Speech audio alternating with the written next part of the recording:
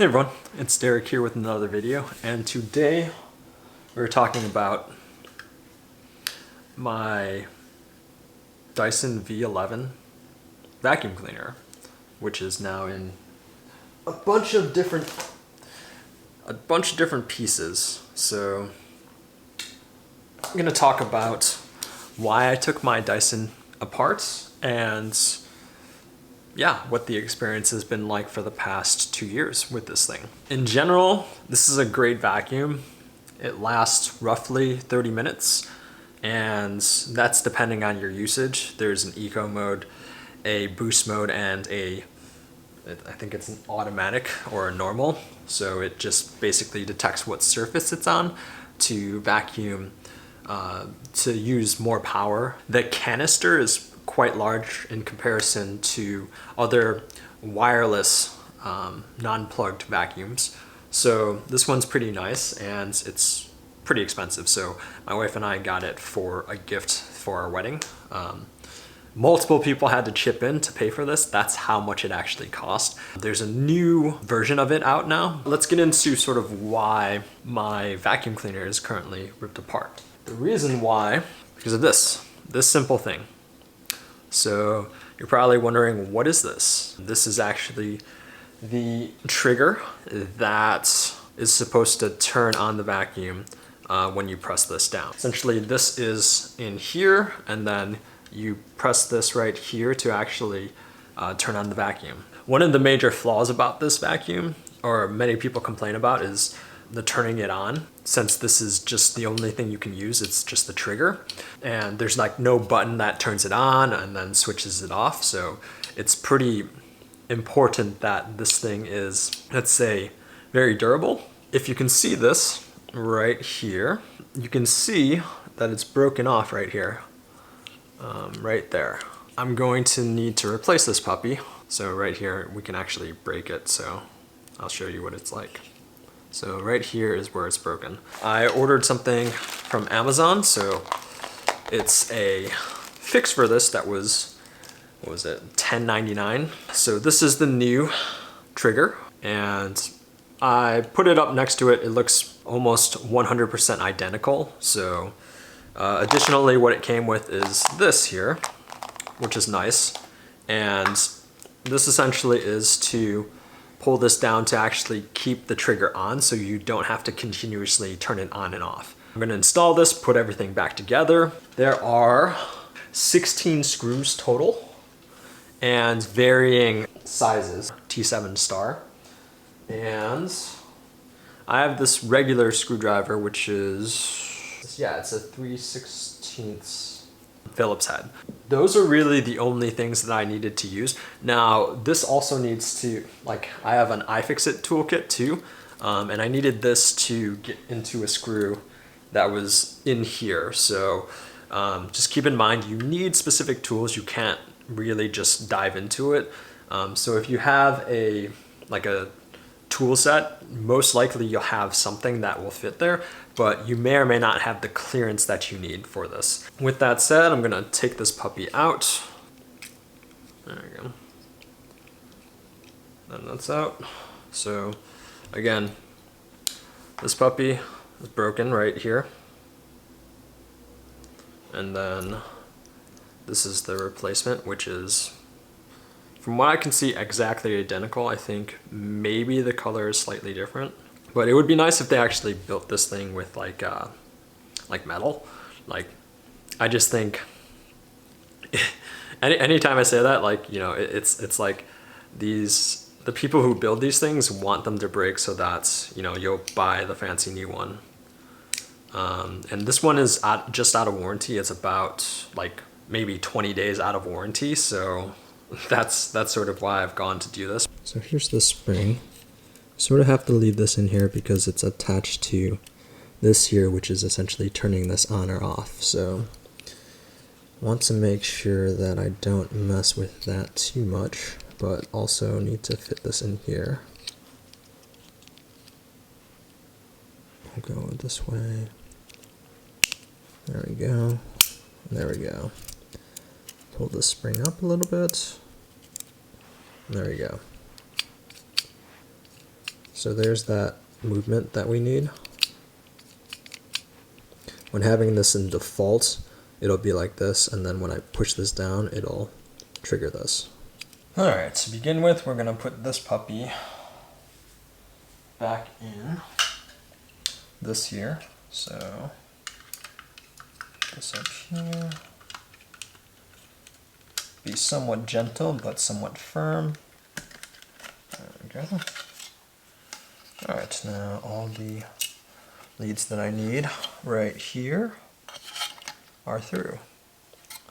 And then we'll pull this thing all the way up to its rightful spot.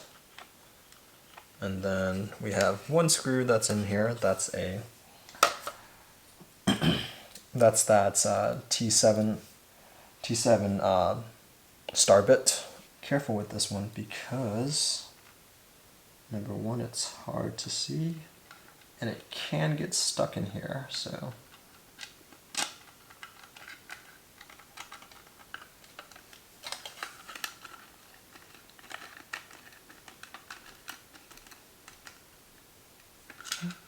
that seems good. Alright, this puppy here goes in right here, so essentially I have to get all of these leads through here as well to come out this end here. So basically I'll slowly stick these things in here, do sort of a one at a time thing. So I was able to fumble with this and eventually get this through here. So there it is. Oop, there goes one of my screws. And these are the slightly smaller T7 Torx ones. So not the long ones, they're the shorter ones. So there those are. These will go in here in these two spots. So right here and right here. It almost makes more sense to use like a ratchet so that you can get the angle that you need. So not sure if I have the size that needs to go into this. That looks like it works fine. So essentially we can do this here. So yeah, we'll try this and see if that works better. Make sure I'm tightening it.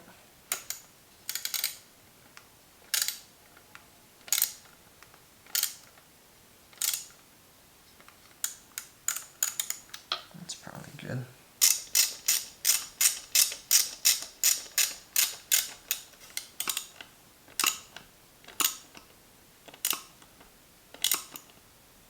And definitely don't over tighten these. You don't want the plastic to break. Alright, next thing is the power module. So sort of the motherboard sort of thing. You know what? I'm just going to put this together and then I'll show you the finished product so that you don't have to watch me struggle with this. This other video is probably much better in showing you how to do this. So I'll show you when I'm done. Majority of things have been completed. So the last thing sort of that actually pushes this trigger out. So keep an eye on this thing right here. So this is the battery pack. I'm on the last 3 screws. So there, again, there's a total of 16 screws. So there's not technically too many. So watch what happens when I push this puppy in. Watch the trigger. Pushes it back out. So that means we have a working trigger. Nice.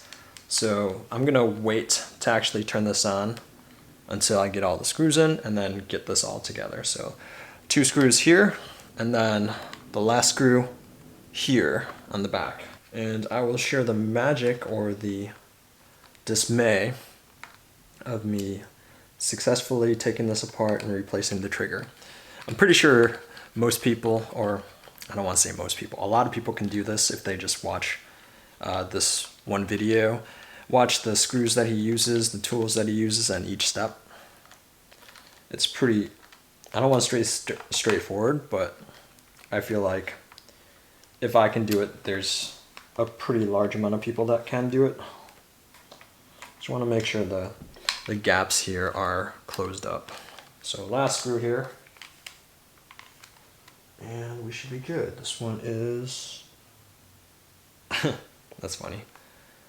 So this one is at the back of this here. So right in here, this goes in here, and this one is the Phillips head 3/16.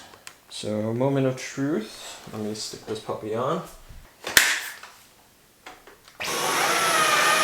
Yeah! Yeah! Yeah, buddy! Alright, so that is working, so little old me can do this, so you can probably do this too. So again, broken parts, new part for 10 bucks-ish. And then let's see if this thing works here. So this essentially is being placed on here. So basically when you press this thing down, this will turn it on. And it'll keep going so that you don't actually have to keep pressing the button. Now you can press the trigger still from here, as you can see. You can still press that. I don't know if I'm gonna use this really. I don't have a big issue just pressing the trigger down, but it's also possibly another reason why this broke. So just keep in mind, they do have parts like that cost 10 bucks that you can repair yourself. Some of you that want to just replace it yourself, they do have some service centers that you can just bring it into. As this person mentions, even though my thing was out of warranty, they can replace this entire thing, which is what they said. So yeah, they said they would do one time even if it was out of warranty. So I'm not sure what I'm gonna do next. Maybe just keep this as is for now and yeah, see if I'll like need a fix for this later. But again, overall, this thing has been really good. I can't really complain. And you know, it's picked up things very well. It's pretty easy to clean and take apart. It took me like 20-30 minutes to do everything, just because I needed to watch the reference video and how to do everything from the standpoint, and also just getting everything to work properly. So yeah, a 30-minute fix. If you've already had to do this once and you're out of warranty and they're not going to do anything and they'll charge you to replace it and repair it, yeah, you can do this yourself. So thank you all for watching. This was sort of a quick little review of this. I can go in depth on this because this is something that's very widely reviewed and it's said to be like one of the best. And it is and it isn't at the same time. You have to keep the trigger down, which is kind of annoying, and you can buy one of these to sort of, you know, keep it on and off, so probably not that big of a fix to have to do that. We have bought this extra adapter because we have hardwood floors everywhere, and this was on eBay for like 50 bucks, I think. And this is the ripoff brand, but it does connect to this and it does work pretty well. And because the Dyson one itself is very expensive, and then everything else the specific V11 Animal came with. Yeah, also for the filters, you can clean these off yourself. We have another vacuum that vacuums this, and then I have 3 of these things and I wash them off and then put them back in to reuse them. So just keep that in mind. You can reuse these. They don't really expire unless, you know, you break the plastic housing on them or something like that. Definitely recommend. It works really well for our purposes and the power is really good. It's able to clean our cars. It's not small enough to fit in a lot of nooks and crannies that shop vacs can fit in. So just keep that in mind that you might have to get separate adapters to help you out with that. Anyways, if you have any questions, feel free to leave them in the comments. This thing has been fairly reliable. It gets things stuck in it every now and then, but you just clean it out with your hands. It's kind of clunky to empty. It gets pretty dirty. So you might want to clean this every now and then, but again, the more you clean it, the probably easier it is to maintain. But other than that, yeah. Thank you for watching, and this is sort of the 2-year review of the Dyson V11 Animal.